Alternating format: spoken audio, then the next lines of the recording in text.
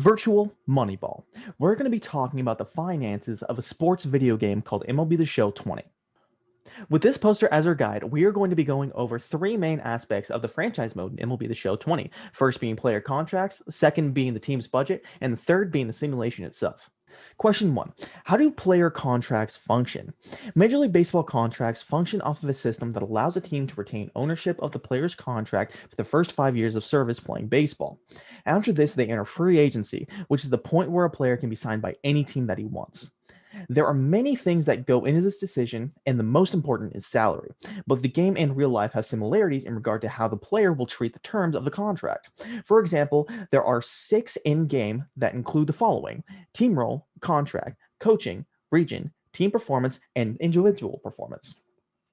Given what each player wants, it will determine how likely they are to sign with a team. However, the biggest difference between the two is how the salaries are determined. Since the Moneyball era of baseball in the early 2000s, pay has been based on statistical output. In the game, they instead base their salary requirements on player attributes denoted on a 1 to 99 value system. Next, how does budgeting work? When it comes to the team budget, it's largely determined by the wealth of the owner, since baseball is unique in the fact that there is no hard salary cap. There's merely a luxury tax. In the game, this is largely simplified.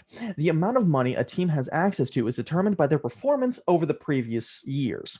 For example, when I was playing my 4 total seasons of franchise, my budget ballooned from 149 million to 215 million between the third and fourth years because of sustained success.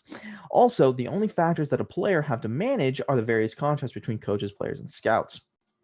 What's the goal and purpose of the simulation? The objective of this simulation is to put the player into the shoes of a general manager of a Major League Baseball team with the hopes of taking their organization to win a championship.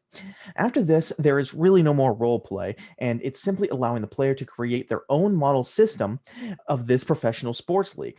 This system begins to go into the future as a study of what might be.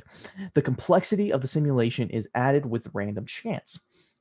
Not every overall rating translates perfectly to statistics and in-game play, which means that the simulation makes sure that there are no two playthroughs that are ever the same.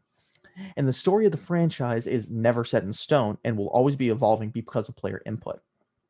From my time playing this game, There isn't a chance that this is good for human beings. MLB The Show 20 is as good of a simulation of baseball that there is out today.